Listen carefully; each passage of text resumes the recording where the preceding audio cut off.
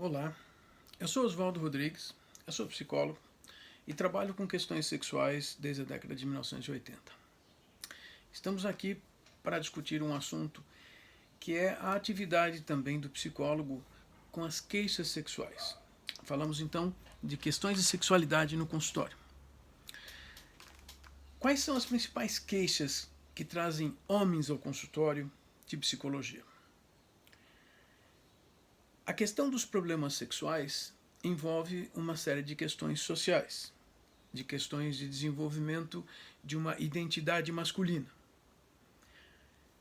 Desde a década de 1980, ainda até hoje, a queixa principal que traz os homens para se tratarem de problemas sexuais é exatamente a dificuldade em obter ou manter uma ereção peniana rígida o suficiente para ter uma relação sexual. Isso já traz alguns questionamentos. Uma relação sexual é o quê? Penetração, pênis, vagina. E penetração anal, sexo oral ou masturbação. Isso nós vamos ter que ouvir do nosso paciente. Essa pessoa vai trazer a informação sobre como ela está funcionando ou como não está funcionando, por isso, uma disfunção sexual. Uma boa parte dos homens que chegam ao consultório de psicologia já trazem um diagnóstico médico, um tratamento médico tendo sido feito, um diagnóstico médico. Às vezes chegam com vários papéis, com exames de imagem, exames variados. Claro que precisamos compreender como são esses exames para entender também o que quer dizer um exame ou outro. Existem exames, existem avaliações que trazem nomes que nem na medicina são considerados adequados ou considerados como um problema médico, mas recebem nomes, às vezes, de maneira inexata. Ainda assim, tem que compreender que se 3/4 dos homens que chegam ao consultório vêm com queixa específica de um problema de ereção, talvez esse problema de ereção esconda um outro tipo de problema, que embora seja difícil nós homens aparecerem em público ou numa condição, numa consulta, reclamarem de baixa de desejo sexual, diminuição da motivação para uma atividade sexual, dificuldade de procurar atividades sexuais, ainda assim, às vezes, o que nós temos é uma pessoa que não sabe reconhecer quais são os elementos do ambiente, do relacionamento interpessoal que produzem, facilitam ou mantêm a sua ereção como um reflexo neurológico, como deve ser. Ainda assim, nós vamos ter uma percentagem de homens que não vão preencher os outro quarto da população no consultório, que reclama de uma dificuldade de controle ejaculatório durante a relação sexual. De novo, durante a relação sexual. A maior parte desses homens com dificuldade de controle ejaculatório hoje chega contando de que deve ser ansiedade, se sentem ansiosos. Em verdade, se compararmos homens com disfunções de ereção e homens com disfunções de uma ejaculação rápida, nós vamos perceber uma coisa interessante. Os homens com problemas de ereção são mais ansiosos de maneira geral e os homens com problemas de ejaculação são tão ansiosos quanto os outros que andam na rua. Existem umas boas explicações para essa circunstância. Primeiro, porque o homem, o ser humano, ele é capacitado fisicamente para ejacular mais rápido. No entanto, o ser humano histórico, ele desenvolve, ou poderia desenvolver, e observando os homens que já têm controle ejaculatório, vamos compreender que esse homem desenvolveu o mecanismo, aprendeu como controlar a ejaculação para uma situação sexual satisfatória com outra pessoa. Sempre com outra pessoa, porque sozinhos, sozinhos os homens não vão reclamar que não tem uma ereção satisfatória ou ejaculem rápido. Buscam outras coisas. Posso contar para vocês que um dos elementos reconhecidos, mas não confirmados até como causa de problemas, é que muitos homens na masturbação não precisam ter ereção, estão buscando a ejaculação muitas vezes para um relaxamento físico, para dormir, para lidar com ansiedades, e não com a procura de prazer sexual. Guardem isso, porque são elementos cognitivos importantes para discutirmos como nós explicamos e como nós buscamos as coisas. Existem alguns poucos homens que chegam ao consultório com uma dificuldade de ejacular na relação sexual, ou seja, conseguem ter ereção, conseguem ter penetração, mas não conseguem ejacular. Se aquele homem que não consegue ereção, ele já entra em pânico, ou quando perde a ereção, já percebe que está altamente ansioso, o homem com ejaculação precoce, muitas vezes ele simplesmente vai para a relação e provoca o reflexo ejaculatório de uma forma que, para ele, traz a sensação de prazer. Lembremos, a sensação de prazer é um fenômeno central cerebral e a sensação ejaculatória é um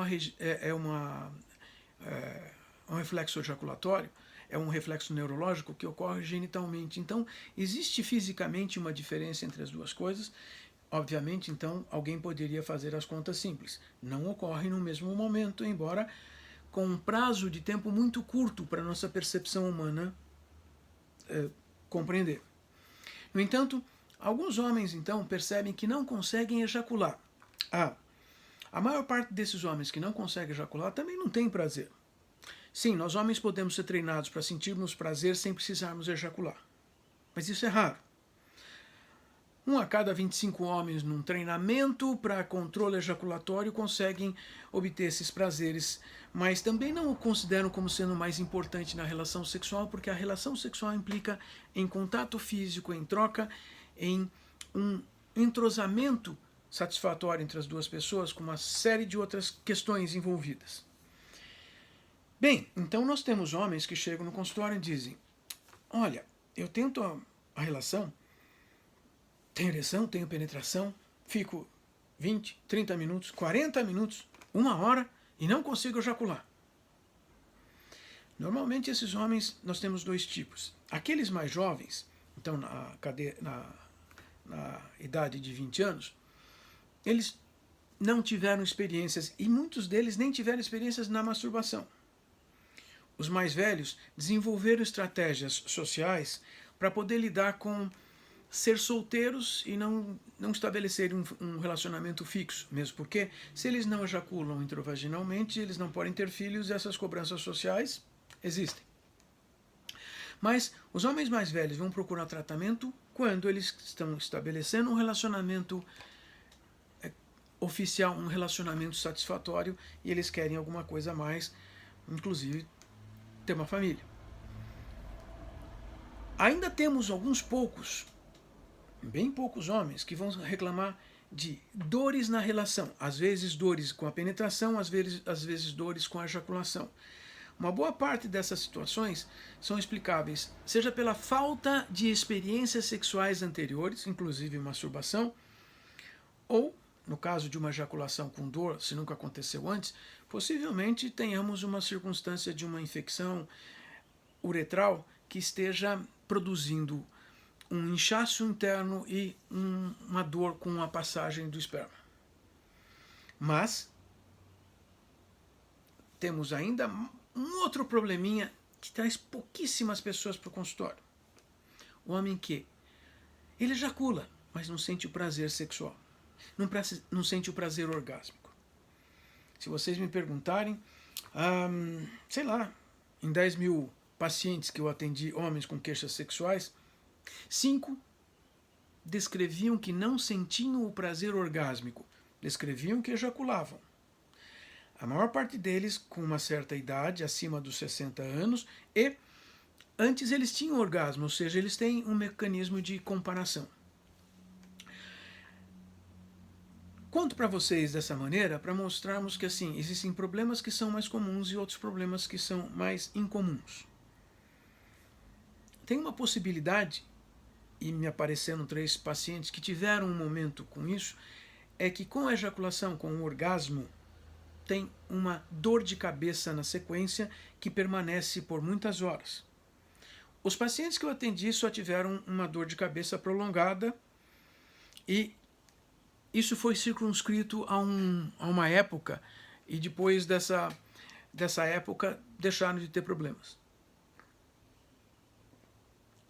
Alguns casos de literatura especificamente demonstram algumas pessoas com um grau de enxaqueca que os afastam 2, 3 dias de maneira intensa. Mas esses são exceções. Tem um outro tipo de problema que envolve desejo, motivação, mas envolve relacionamentos. Isso são as parafilias, os comportamentos sexuais alternativos, comportamentos sexuais não usuais. Muitas vezes, esses homens vêm com uma queixa de dificuldade de relacionamento ou dificuldade de encontrar uma parceria ou de se entrosar com uma parceria. Alguns poucos vão chegar dizendo que não conseguem ter ereções com sua parceria usual. E essas pessoas, esses homens, quando já chegam diretamente para conversar com um psicoterapeuta que vai conversar sobre questões de sexualidade, algumas vezes já mostram as suas preferências, contam de suas preferências de uma maneira imediata. Mas é bem possível que eles levem 2, 3, 4 semanas para chegar e contar. Mas olha, eu tenho uma outra coisa. É que eu tenho uma preferência especial. E aí nós vamos entender que essa preferência, essa parafilia, esse comportamento sexual diferente, essa forma diferente de se obter prazer sexual, não é compartilhada com a parceria, e mais do que não ser compartilhada, isso faz com que todas as vezes que esse homem se aproxime de sua parceria, ele pensa, imagina, lembra, conversa consigo mesmo e diz: ah, mas ela não quer fazer, então não dá para fazer. E não tem ereção, não tem mais proximidade física sexual. Pois bem, também vamos ter que pensar que alguns tipos de relacionamento interpessoal interferem direto com o funcionamento sexual que eu acabei de descrever em termos de queixas, mas se tornam queixas específicas. O casal não se dá bem, não se organiza, não consegue se determinar quando fazerem sexo, com que frequência querem fazer sexo, qual a motivação para fazerem sexo. E isso leva a uma série de outras circunstâncias, inclusive discussões sérias, inclusive questões emocionais que impedem o casal de dar continuidade para as atividades que seriam sexuais, e um afastamento. Essas disfunções já demonstram que esses homens teriam condições de ter seus desempenhos sexuais fora da situação a dois. Alguns vão ter a masturbação como uma forma de fazer uma comparação, e podemos comparar e sabermos, ele não deve ter nada fisicamente que o atrapalhe.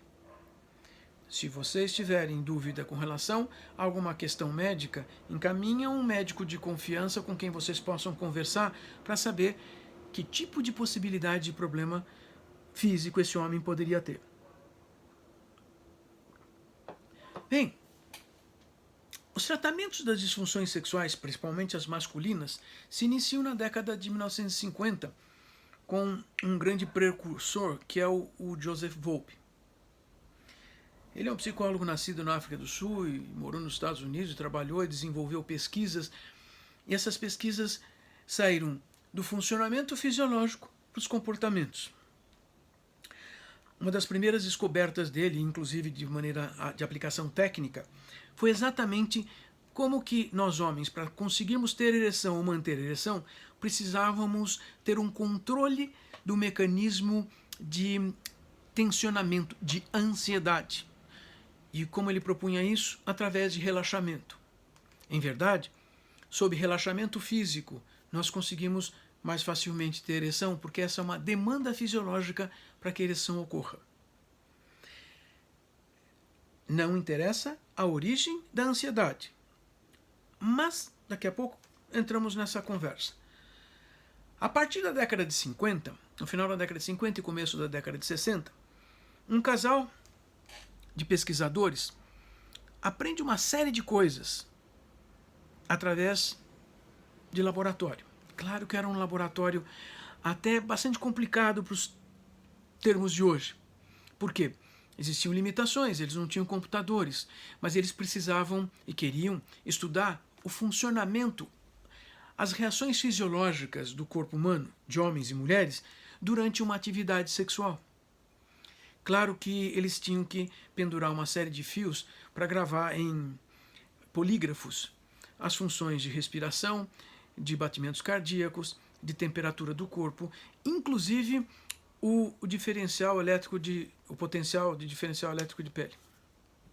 Pois bem, eles conseguiram algumas coisas. Eles conseguiram compreender que nós tínhamos um funcionamento que nos levava desde um zero, sem excitação, com um crescendo de excitação sexual, a manutenção da excitação física, fisiológica, genital, que permitia a relação de penetração, e um pico que conduzia ao orgasmo.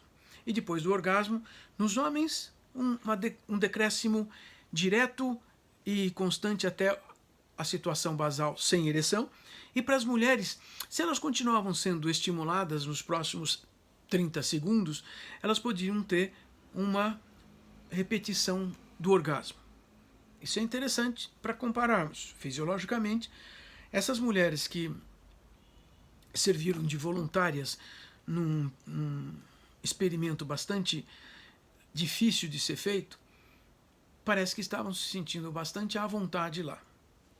Esse casal, o William Masters e a Virginia Johnson, além de fazerem um estudo do funcionamento fisiológico, eles começaram a fazer a aplicação das técnicas conhecidas já da psicologia. O William Masters era um médico ginecologista e a Virginia, bem, depois de ter começado umas 3 faculdades, ela também começou a faculdade de psicologia, embora nunca tenha terminado. Mas ela que fazia todos os desenhos metodológicos e inclusive de equipamentos para as pesquisas do casal em laboratório. Eles tinham um instituto de pesquisas na cidade de St. Louis, no Missouri, e esse instituto continuou até a década de 90, quando o William Masters faleceu, e a Virginia já tinha se separado dele e tinha ido morar em outro estado. Mas eles tinham a proposta de, no instituto, fazer uma aplicação de uma série de técnicas comportamentais que vinham da ideia do Joseph Volpe, mas a aplicação que eles produziram foi uma aplicação direcionada para algumas coisas. Bem, eles aprenderam algo importante. Primeiro, não aceitavam pessoas com problemas sexuais que tinham complicações psiquiátricas ou, de alguma forma, algum diagnóstico psiquiátrico, nem depressão, nem transtornos de ansiedade, e não aceitavam problemas de casal. Mas eles aceitavam indivíduos sozinhos? Aceitavam, eles preferiam receber o casal. No entanto, se aparecesse uma pessoa, um indivíduo solteiro, sem uma parceria, sem um casal então, mas que não tivesse problemas psiquiátricos, eles arranjavam uma pessoa que seria anteriormente treinada para exercer os exercícios junto com o paciente a cada passo que eles propunham. William Masters e a Virginia Johnson tinham um mecanismo interessante que eles ofereciam para uma quantidade de pacientes. Eles tinham uma grande clínica, onde existiam suítes, onde esses casais ficavam internados durante 30 dias. E a cada dia eles tinham uma intervenção individual em psicoterapia e uma intervenção de casal. Mas recebiam orientações psicopedagógicas, tipo aulas de funcionamento fisiológico, aulas com relação às questões sexuais, orientações sobre técnicas de relacionamento sexual, e o casal tinha, dentro da suíte, a possibilidade de desenvolver os exercícios. Eles tiveram altos números de sucesso tirando os problemas de casal, tirando os problemas psicológicos mais graves e exercendo a psicoterapia com os casais. Qual é a diferença daquela proposta deles na década de 60 para o que vem acontecendo na década de 80, 90 e no século 21? Primeiro, obviamente, bem, se nós somos psicólogos, temos uma formação em psicoterapia, se alguém nos aparece e já percebemos o diagnóstico de uma ansiedade maior ou de uma depressão, um estado depressivo maior, a primeira coisa é nós vamos ver se podemos tratar, ou se precisamos de uma ajuda psiquiátrica, mas de qualquer maneira, nós não estamos deixando de lado essa pessoa e dizendo, Vá tratar a sua depressão, volte quando tenha quando tiver resolvido isso, nós tratamos o problema sexual. Ou o sujeito é solteiro e vem dizendo: ah, mas eu não sei arranjar uma namorada, eu nunca tive um relacionamento sexual. Bom, talvez essa pessoa precise aprender, desenvolver uma série de habilidades para lidar com relacionamentos interpessoais e arranjar uma namorada. Pois é, primeiro o papel do psicoterapeuta se torna mais amplo. Ele tem que agir sobre uma série de questões que são e estão também na causa do problema sexual. Afinal de contas, alguém que não tem uma parceria sexual e nunca teve uma relação sexual tem outro problema antes de tentar uma relação sexual. Mas não fica só aí. Algumas técnicas foram bastante divulgadas e organizadas de maneira mais metodológica por esse casal naquela clínica em St. Louis, no Missouri. Uma delas, por exemplo, é a focalização sensorial, que é extremamente útil para o tratamento da disfunção erétil nos homens. Ela continua sendo usada, e uma série de variações têm sido desenvolvidas até com ideias ou nomes diferentes, mas que seguem um mesmo caminho. De toda maneira, o caminho, e hoje nós podemos reconhecer esse caminho como um mecanismo de mindfulness, um mecanismo de concentrarmos a nossa atenção na nossa experiência momentânea de maneira intensa e total. Isso implica em algumas outras coisas, até mesmo de controle de fluxo de pensamentos. Guardem isso. Mas ainda é um passo inicial que vai demonstrar o aonde esse casal pode desenvolver as outras coisas ou usarmos outras técnicas. Além do que, esse exercício serve como uma técnica de comunicação íntima, comunicação especial, que talvez esse casal nunca tenha tido. Geralmente eles dizem exatamente assim, porque permite uma aproximação física, inicia-se com, tecnicamente, um coito não exigente, ou seja, espera um pouquinho, quando esse casal fizer a primeira penetração, a ideia não é chegar ao final tão rapidamente, mas permitir que outras experiências sensoriais, eróticas, táteis, prazerosas possam acontecer. Nós, na verdade, vamos buscar desenvolver as qualidades dessa pessoa muito além de solucionar um problema de ereção. Bom, nas últimas décadas, eu posso dizer que, assim, algumas coisas mudaram no ser masculino. Nós, homens, ainda mantemos um resquício forte daquilo que sexo representa para sermos homens, masculinos. Então, muitos de nós homens ainda temos o orgulho e podemos falar para os nossos amigos que fazendo sexo nós estamos, de certa forma, cumprindo o nosso papel de sermos homens.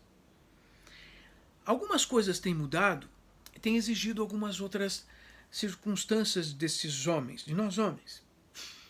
Uma das coisas, e isso começa na década de 60 e 70, é a mulher entrando no mercado de trabalho, competindo com os homens, e a cada década nós temos uma percentagem crescente de mulheres que vão se colocando em posturas, em posições sociais e de trabalho acima de homens.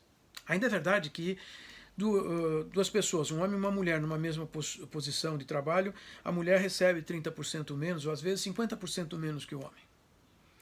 Mas, quando uma mulher ascende na organização de trabalho aos homens, e se houver uma relação entre essas pessoas, nós vamos ter um problema extra. Porque esse homem talvez comece a compreender-se, ele pensa sobre si mesmo de uma maneira diminuída no relacionamento a dois.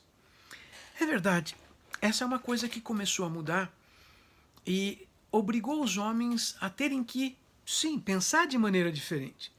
Mas muitos homens não sabem fazer isso. Mesmo porque um homem de 30 anos hoje nasceu há 30 anos, nasceu no século passado, ainda foi treinado, socializado, ensinado de todas as formas, inclusive como ser homem, como pensar-se em si mesmo, nos padrões dos pais, que já tinham 30 anos, ou talvez 20, mas teriam nascido então na década de 70 ou 60.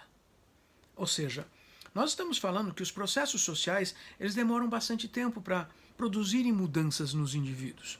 Então, muitos dos pacientes que podem chegar, homens, que chegar ao consultório hoje, possivelmente ainda pensem da forma dos seus pais. E o mundo trouxe mudanças.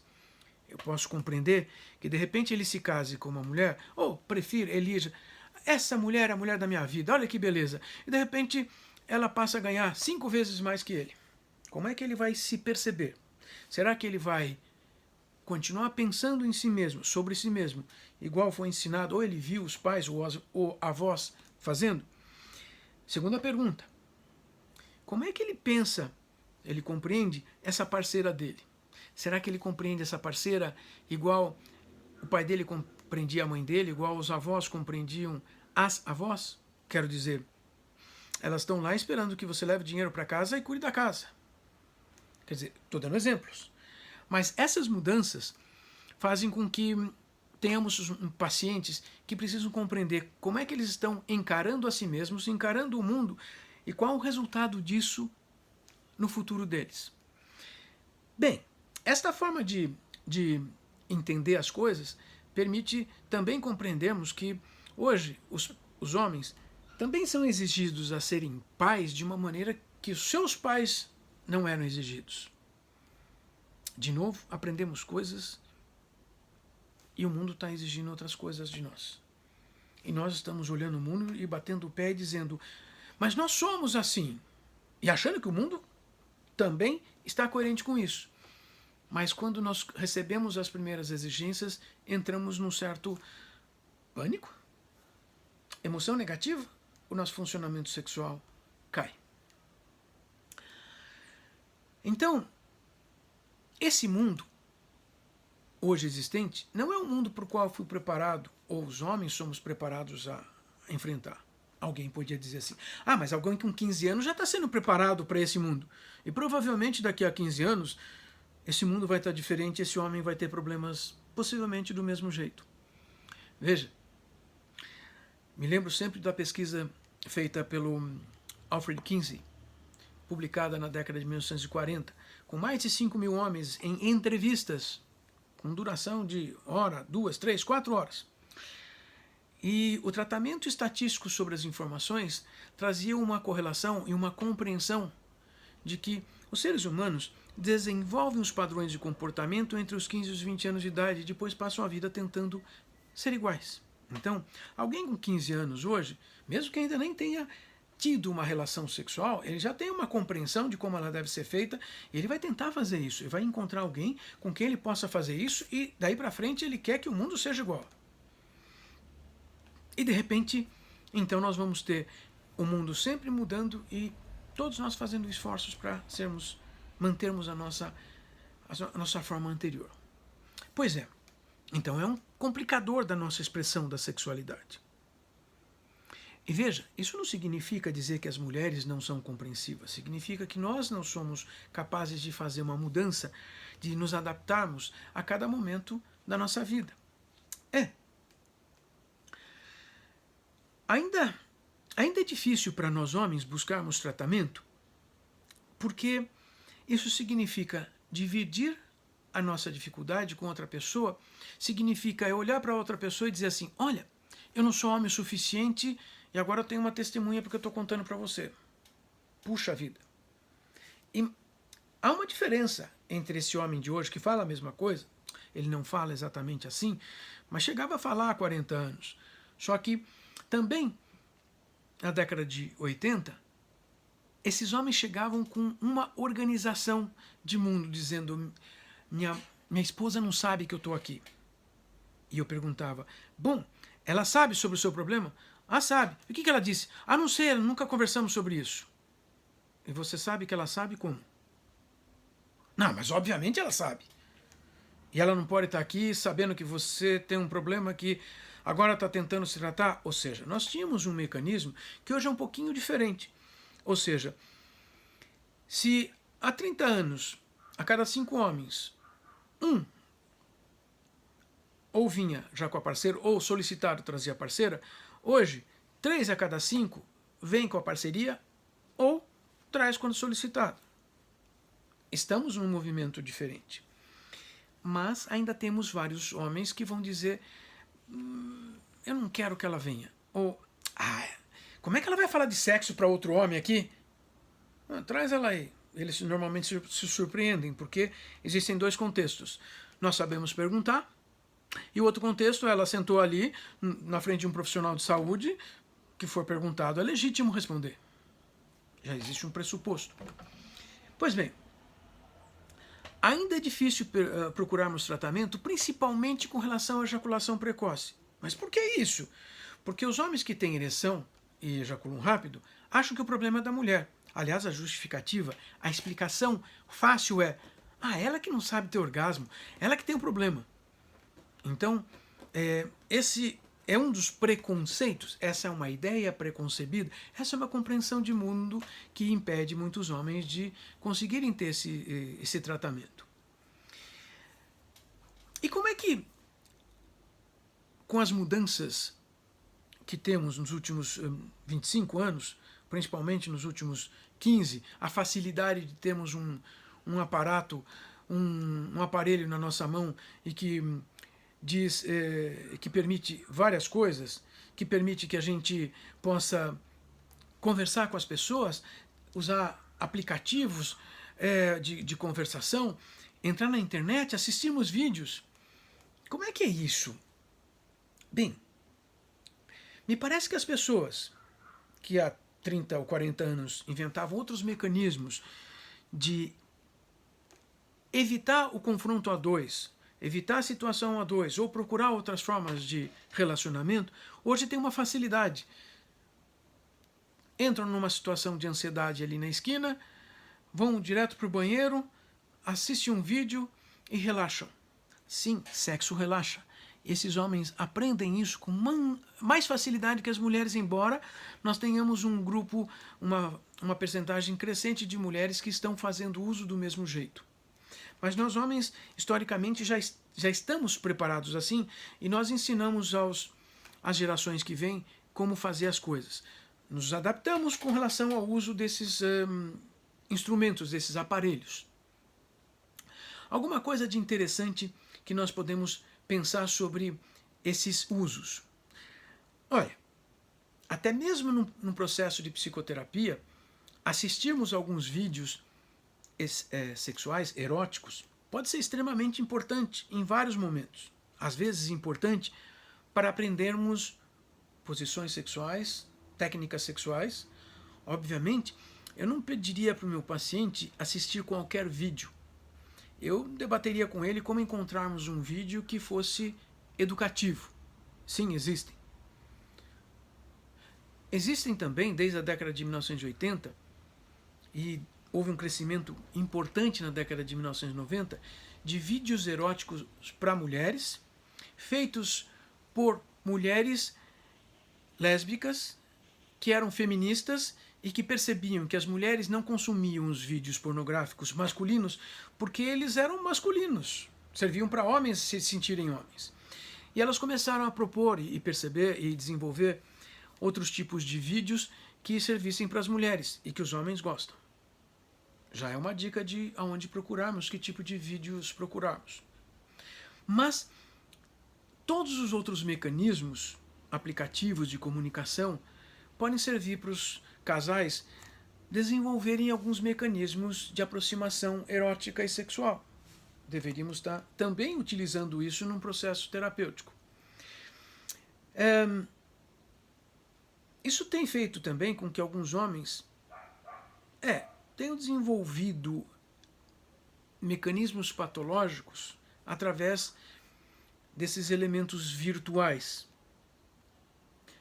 Torno a dizer, possivelmente, há 40 anos, eles desenvolvessem de outra maneira, sem utilização dessas comunicações virtuais. Mas precisamos prestar atenção como é que eles estão desenvolvendo isso e como ajudá-los a retroagir. Tem aparecido mais pacientes com essas queixas porque as parceiras deles descobriram do que eles acharem que estão fazendo mal ou estão tendo problemas com esses mecanismos. Em verdade, uma boa parte deles sempre achou que não fazia mal nenhum. Pois é, mesmo quando ele deixava de fazer sexo com a parceira para ir fazer, para se masturbar assistindo vídeos, mais ou menos isso. Mas de novo, há 30 anos, e me lembro de um paciente assim, ele casado, ele mantinha no Monza dele, Monza era um carro importante no final da década de 80 e começo de 90, ele guardava revistas eróticas. Ele tinha o porta-malas lotado de revistas. Quando, então, no final da década de 90, ele começou a assistir vídeos no computador. E mesmo assim ele não jogava as revistas. E ele passava de 2, 3, às vezes 4 horas todas as noites, de segunda a domingo, na internet assistindo vídeos. Isso atrapalhava a vida dele? Atrapalhava. Ele não estava disponível para ter atividades sexuais com a parceira, porque ela ficava esperando e dormia, e ele só ia dormir a 1 ou 2 da manhã. Percebe? Existem situações patológicas. Algumas coisas importantes, vamos chamar de crenças ou formas através das quais nós homens nos vemos, dizem respeito a compreendermos que para sermos homens nós temos uma série de comportamentos exigidos. Por isso que eu já comecei a contar que no final das contas, uma disfunção ela pode estar aparecendo a partir de uma conversa que eu tenho comigo mesmo. Eu tenho certeza de que isso é verdade.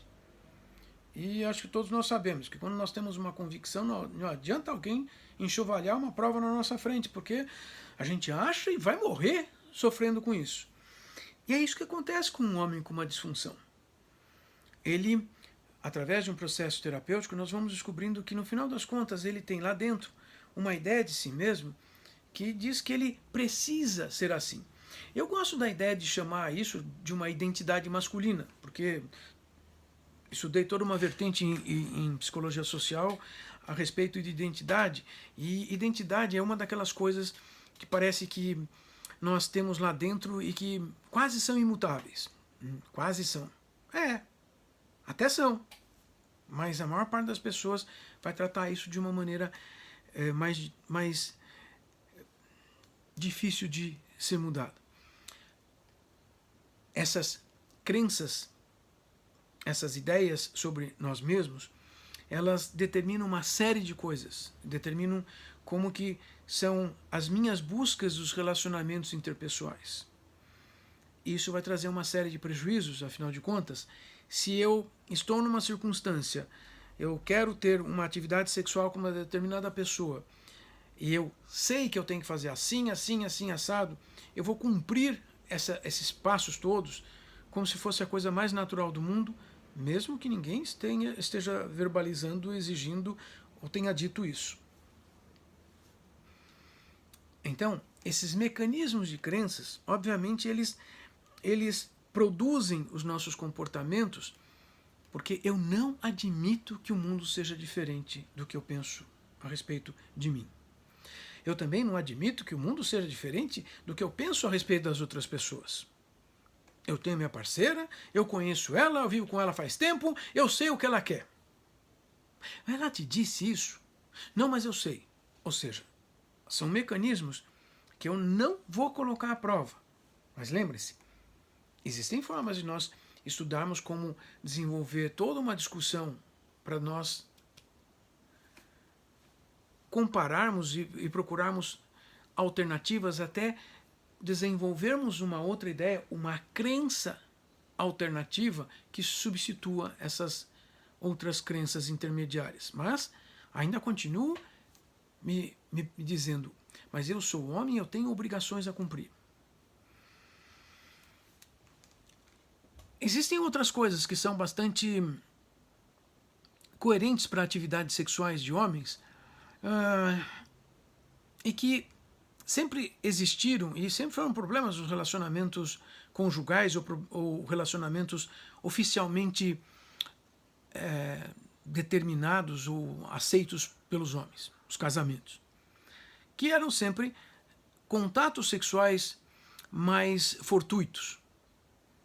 Afinal de contas, se essa também poderia ser participante das regras masculinas, existe uma coisa que passou a ser socialmente reconhecida, que também as mulheres fazem isso.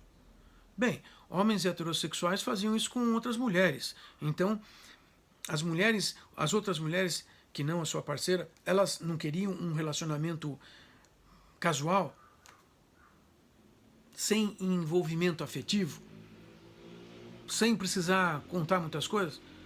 Bom, existiam mulheres assim, sempre existiram.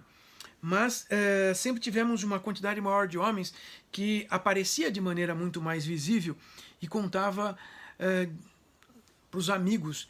Ontem eu saí com uma moça, não lembro nem o nome dela, mas olha, foi uma transa maravilhosa. Sei. Quanto tempo vocês ficaram transando? Ah, foram 5 minutos. Pode ser meia hora, pode ser 1 hora. O que eu estou apontando é a não necessidade de uma aproximação afetiva e sem intimidades. E nos casais?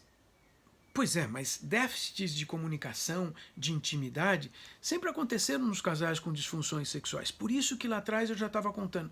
Nós temos que pensar que existem situações de casal que trazem queixas sexuais. Em verdade, o casal é a base da solução de uma queixa sexual. Afinal de contas, eu tenho que melhorar o desempenho sexual dessa pessoa, mas quem é a outra pessoa com quem esse desempenho vai ser desenvolvido? Na verdade, a outra pessoa é responsável por pelo menos metade das solicitações sobre o comportamento sexual desse meu paciente. Então, sim, intimidade e comunicação são elementos extremamente importantes para a solução de um problema sexual. Sim, ou nós vamos treinar essa pessoa para ter um distanciamento afetivo e empático de maneira absurda a ponto de, sei lá, ele ser mais parecido com um transtorno de personalidade psicossociopata.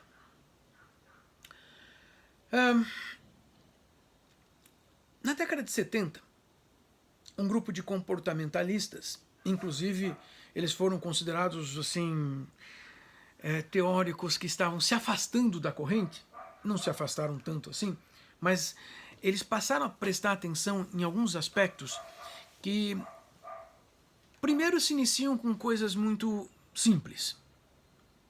Quais coisas simples? Eles percebiam que uma parte das pessoas que tinham problemas sexuais precisavam desenvolver conhecimentos sobre as questões sexuais, sobre o comportamento sexual, sobre o funcionamento fisiológico. Na verdade, eles precisavam de uma educação, uma reeducação sexual. E, às vezes, precisavam literalmente ter aulas sobre questões sexuais. Estamos falando de um aspecto cognitivo relativamente simples. Mas tenho certeza, as pessoas que vêm para uma consulta com um problema sexual precisam também dessa abordagem, porque eles precisam de conhecimentos. Ah, mas isso é fácil fazer. Sim e não. Primeiro que, se algumas dessas ideias que eles mantêm sobre questões sexuais participar daquelas crenças mais centrais, ou até mesmo crenças intermediárias importantes, nós vamos ter dificuldades em simplesmente dar uma informação, porque eles não vão substituir uma informação por outra. Embora, quando nos procuram profissionalmente, nós já somos uma autoridade no assunto, então é mais fácil ouvir. Pode demorar um pouquinho para fazer a mudança, mas é diferente de ouvir na televisão ou assistir um vídeo no YouTube. Porque quando nós assistimos um vídeo no YouTube, nós discutimos com o vídeo. Não, esse sujeito está errado, não é assim não. E no sexo isso é extremamente complicado, porque quando não temos uma pessoa para dialogar, não temos o elemento importante que é o elemento humano na interação que vai fazer uma diferença. Sim, no consultório nós somos essa diferença. Bom, voltando para a década de 70, começaram então a perceber que existiam elementos cognitivos. Os primeiros elementos cognitivos, então, são psicopedagógicos. Na sequência, começar a perceber que existiam mitos. Opa, é a falta da educação sexual. Sim, mas quando uma pessoa já refere uma circunstância que nós vamos chamar de mito, é uma coisa mitológica, ela não existe. Mito não existe. Então, esse mito precisa ser trocado. O que acontece com uma pessoa que conta pra gente uma situação mitificada na qual ela acredita? Ela já está me contando um mecanismo através do qual ela processa informações para enxergar a realidade. Pode ser sobre ela, pode ser sobre o outro. Pode ser sobre o meio de interação, o sexo. Se é possível trocarmos a informação, ótimo, é simples. Então, e quando nós descobrimos que isso faz parte de uma série de crenças intermediárias, de organizações mais imbricadas, e isso foi sendo desenvolvido desde que a pessoa começou a pensar minimamente, ou seja, desde que a pessoa se chama pela primeira pessoa do singular, ou seja, ele se chama eu sou fulano. Opa, já começo a dizer coisas que dizem respeito a uma necessidade de defesa do eu. Eu tenho que defender o meu eu, porque afinal de contas eu sou assim. Pois é, agora nós temos que arranjar métodos diferentes para elucidarmos isso. E tem um outro tipo de pessoas que se não soubermos lidar com esses aspectos que nós podemos chamar de cognitivos, nós temos um problema. Ele vai embora. Como assim? Uma parte das pessoas, uma parte dos homens chega ao consultório dizendo, bom, tem esse problema, etc, etc. Fiz uma batelada de exames lá com o doutor. Ele disse que não tenho nada, que o meu problema é de cabeça. Uau! É só tirar a cabeça fora que o corpo funciona. Uma parte sim, uma parte não. Porque assim, como é que é essa coisa de cabeça? Pois é, eu tenho que encontrar um mecanismo que eu possa ajudar a explicar essa situação. Porque eles chegam e dizem, sabe o que é? Eu quero entender por que eu tenho esse problema. Bom, eu vou propor que a gente produza uma série de modificações concomitantes. Eu preciso do casal na consulta, eu preciso que esse casal vá fazendo testes de realidade para que eles possam ter mecanismos para confrontar, inclusive, suas crenças pessoais, para produzir novas realidades, então descobrirem formas diferentes, ou formas novas, ou as mesmas formas, mas de uma maneira abordada de uma maneira diferente, forma de obter prazer. O prazer vai ser o reconhecimento, a garantia de que eles estão fazendo a coisa certa, porque é o que eles estavam buscando. Como é que eu auxilio esse sujeito a compreender, conhecer a causa do problema? Pois é, seguindo esse mecanismo de como esse sujeito pensa as coisas. Porque ele vai compreender que ele causa o problema entendendo o mundo de uma maneira fora da realidade, de uma maneira mitificada, por exemplo. Veja, eu falei de uma série de problemas que são disfunções sexuais, mas lá atrás eu propus, eu falei, eu usei um argumento, um conceito, parafilias. Bem, existem então comportamentos sexuais que são diferentes, não usuais, são diferentes de uma norma social, de uma coisa que nós conversamos como sendo normais. De verdade, a maior parte de nós tem comportamentos, que seja uma vírgula ali ou uma vírgula acolá, que não são exatamente comuns na população, mas nós só comunicamos as coisas que são comuns. Então nós vamos ter também uma série de formas de nos expressar para nos sentirmos identificados com os outros. E aí nós vamos entrar nos comportamentos parafílicos. Comportamentos parafílicos. O termo parafilia foi inventado no início do século XX com a intenção de abarcar todos os comportamentos que não eram aqueles destinados à reprodução. Foi inventado por um médico alemão de origem judaica e, na sequência, ele foi encarcerado porque diziam que ele falava de coisas um pouquinho imorais. Mas a palavra, logo na sequência, passou a ser usada referindo aquelas outras palavras que a palavra parafilia tentava ofuscar ou substituir. Desvio sexual, comportamento anormal, comportamento imoral, degeneração sexual da mente. Eram frases que eram usadas no final do século XIX. E na sequência, o termo parafilia passou a ser pensado como um comportamento imoral, de toda maneira.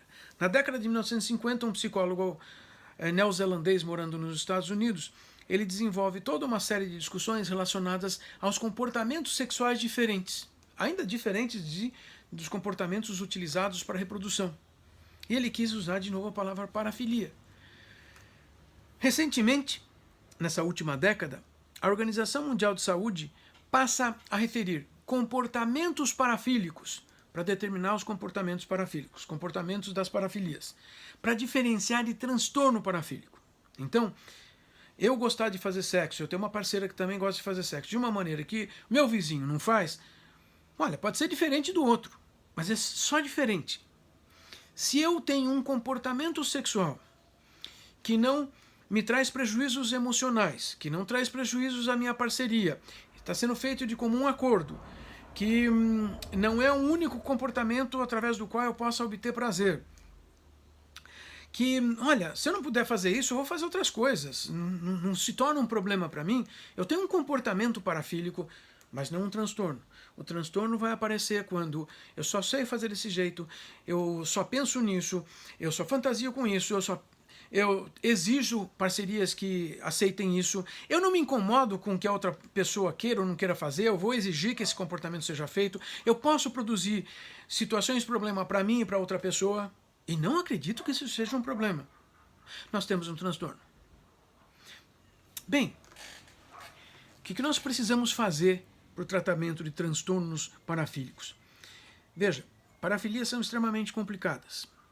A maior parte das pessoas que têm comportamentos parafílicos, de alguma forma se adaptou e sabe organizar as coisas. Com o advento de comunicação por internet, nos últimos 25 anos, é muito mais fácil essas pessoas encontrarem outras com as quais possam praticar, inclusive, comportamentos extremamente diferenciados. E assim, não se expor socialmente, assim não correr o risco de ter mal-entendidos ou brigar com outra pessoa. Ainda assim, algumas pessoas vão desenvolver não só transtornos, como dificuldades advindas dos relacionamentos parafílicos, dos comportamentos parafílicos. Um exemplo, assim que começaram a usar a internet para procurar pessoas, nós ainda tínhamos pessoas que já estavam casadas, por exemplo, há 15 ou 20 anos, e que não pretendiam sair do relacionamento e chegavam no consultório. Teve uma época, há uns 20 anos, que chegou uma leva de homens com as suas mulheres, chegavam de mãos dadas no consultório para uma primeira consulta e a frase era mais ou menos invariavelmente assim: doutor, conte para ela que não tem importância nenhuma eu me vestir de mulher para a gente fazer sexo, que isso é perfeitamente normal. Ok, parece que nós temos um problema aí, era um problema de casal, certo? Porque se eu tenho que contar para a mulher dele que isso é normal, tem alguma coisa, ela não está achando normal. Bom, mas esse é um problema de relacionamento de casal, é verdade. Mas ainda temos pessoas que podem desenvolver outras questões, outras dificuldades bastante complicadas tentando comportamentos sexuais. Alguns deles são mais complicados porque eles envolvem questões morais, questões legais e possivelmente nós vamos encontrar uma série de comorbidades psicológicas importantes. A principal delas é pedofilia. Vamos diferenciar a pedofilia de comportamentos sexuais abusivos sobre crianças?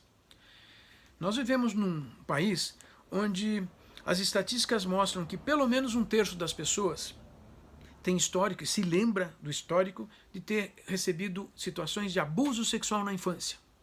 60% dessas pessoas, de todos nós, isso significa 2/3 daqueles 30%, ou seja, 20% do total das pessoas, foram abusadas sexualmente dentro de casa, por parentes.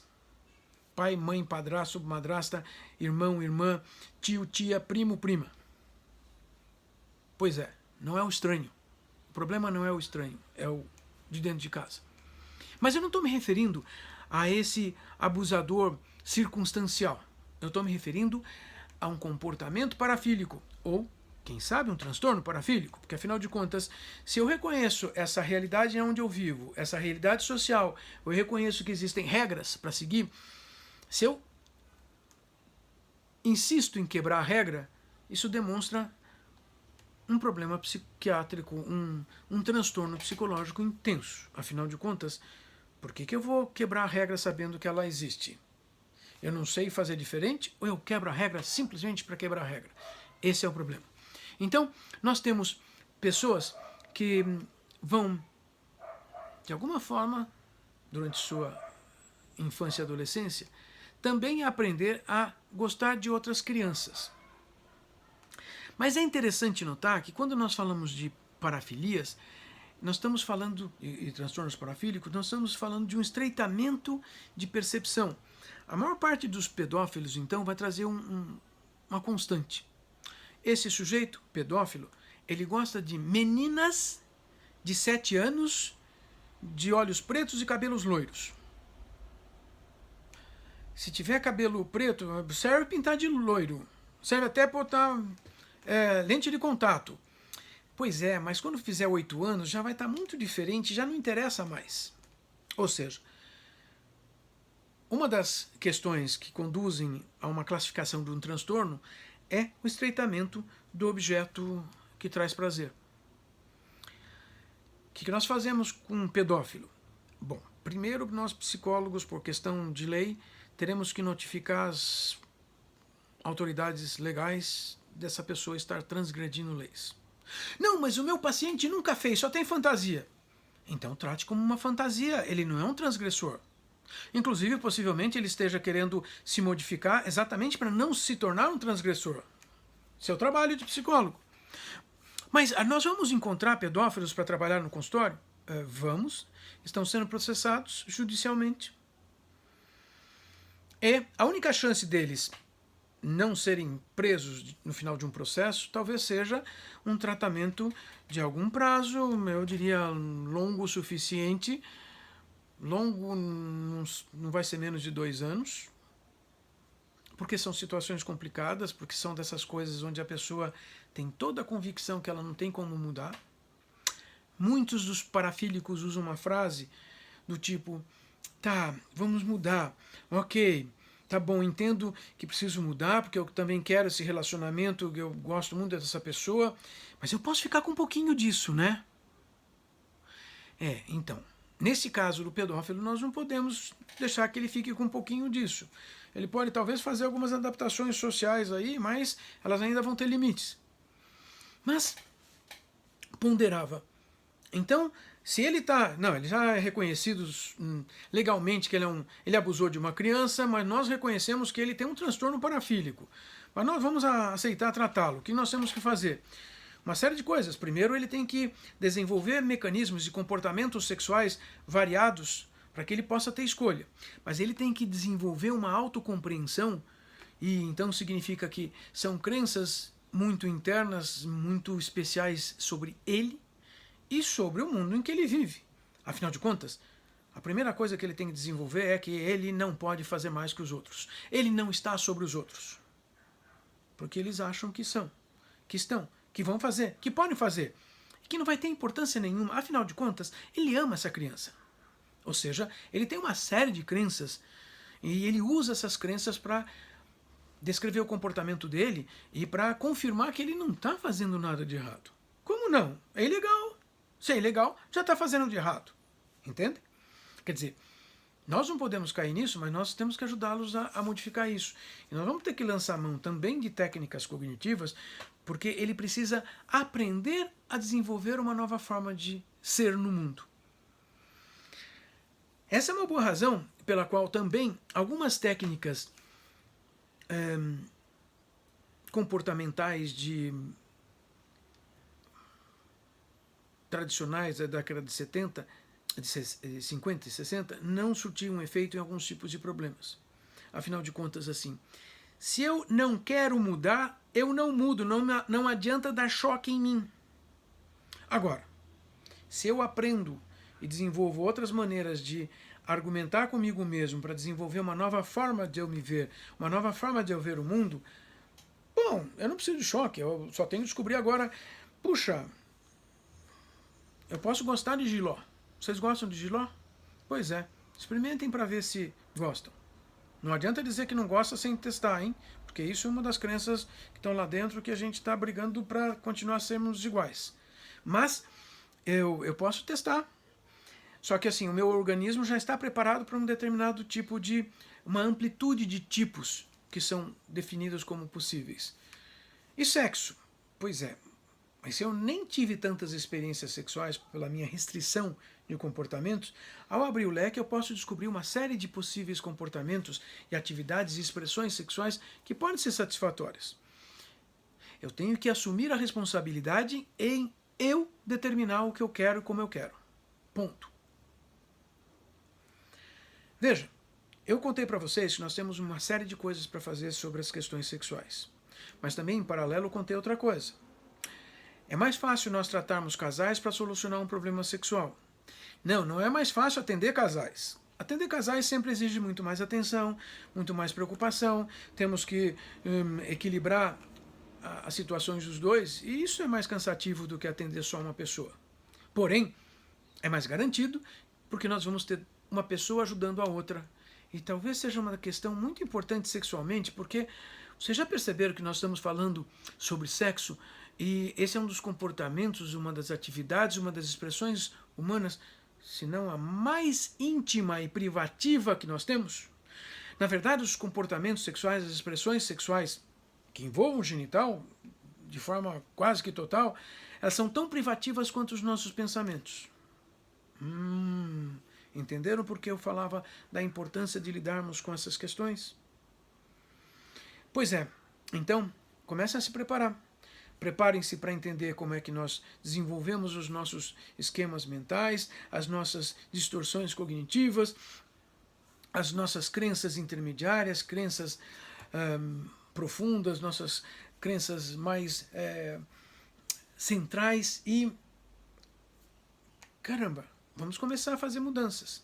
Mas usem os testes de realidade, porque isso envolve a outra pessoa e é muito mais fácil nós comprovarmos que fazendo isso, se isso está sendo bom para mim, está sendo bom para outra pessoa, eu já tenho uma segurança de poder fazer as coisas certas. Senão, em sexo nós vamos descobrir que tem pessoas que acham coisas anormais ou coisas diferentes com uma facilidade que é muito, muito comum. Quero deixar para vocês meu agradecimento por ter me ouvido, manter-me à disposição. Vocês podem me encontrar na internet com certa facilidade. E alguns textos vocês vão encontrar por aí. Um desses livros é esse aqui, O Terapia da Sexualidade. Vocês encontram, é da editora Zagodoni. E acho que vai ajudar a discutir algumas coisas relacionadas à sexualidade e técnicas em sexualidade. Tem um texto bastante interessante de um colega português, o Pedro Nobre, que atualmente ele é o presidente da Associação Mundial para a Saúde Sexual, que ele escreveu num livro nosso, de organização do Instituto Paulista de Sexualidade, que se chama Aprimorando a Saúde Sexual. Ele apresenta uma abordagem de tratamentos cognitivos de problemas sexuais masculinos. Ele traz uma série de demonstrações de como as disfunções, as distorções cognitivas se associam às disfunções e como nós homens ficamos seguindo ideias sobre nós mesmos e exigindo que o mundo funcione apesar das incongruências que essas crenças tragam. Olhem lá. Até mais então. E obrigado, Ricardo Weiner, pela oportunidade de falarmos com os alunos de vocês. Até mais.